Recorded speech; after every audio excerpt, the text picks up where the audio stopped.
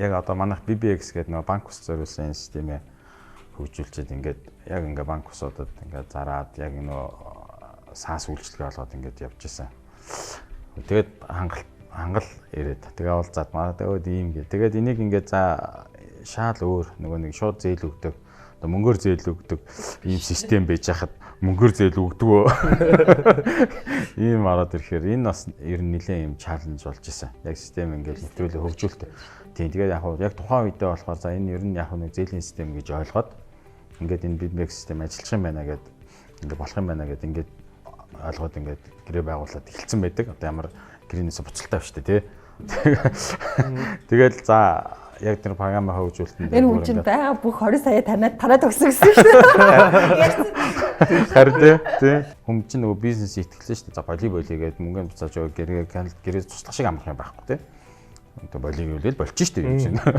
Гэхдээ энэ нэг ард нь ямар ч байсан гарах хэвээр гэдэг үүднээсээ бас яг програмынхаа баг дээр одоо манай төслийн ахлах болсон залуугаа ингээд бүр гаргаж өгөөд ингээд цог суугаад тэгээд яг нөгөө нэг бизнесийнхаа онцлогийг ойлгоо програм руугаа оруулах хэрэгтэй. Тэр бас нэлээд юм одоо тийм чаленж юм болж исэн. Тэгээд ер нь яг ингээд бизнесийг явахад одоо нөгөө том жижиг гэлтгүү юм зөндөө юм асуудлууд гардаг. Энэ болгон дээр нөгөө нэг бизнесийн нөгөө нэр хүнд гэж байдаг ёс зүйн асуудлууд байна. Тэгэхээр энэ болгоныг л алдахгүй айл болох явах хэрэгтэй. Тэр нь их одоо юм шиг нөгөө хөс гарах юмнууд юм байх хэрэгтэй юм шиг байна. Тэгээ цаад хамт хэдэн ороод энерги хонсон програма хийх гэж. Ер нь л нэлээд утсан тэр чинь.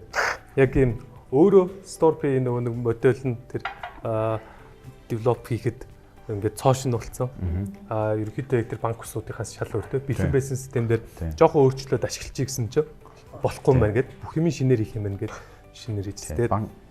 Яг нөгөө системийн маань онцлог нь өөрөө нөгөө банк усын систем энэ юу гэхээр ерөөсөө нэг shared economy гэдэг юм баггүй юу.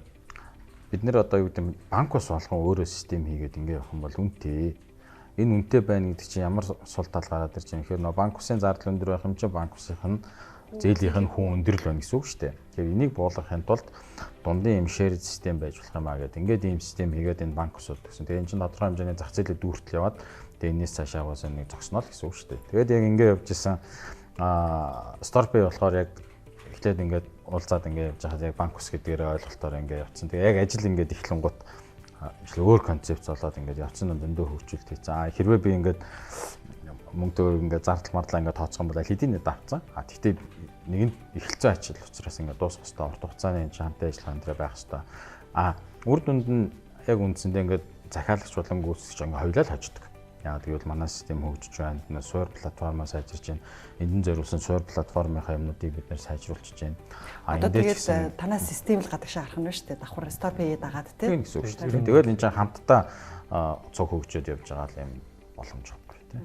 Нөө шүүс шахах тэгээд сандрах болгон өөрт нь хүн юм сурдаг тийм. Тэгээд юм сурна гэдэг чинь цаашаага бид нэр өөрсдийнхөө л нөгөө амжилт олох боломжоо ихсэж чинь гэсэн үг шүү дээ тий. Юм амжилтгүй болсон ч гэсэн тэр чинь бас сургамж шүү дээ тий.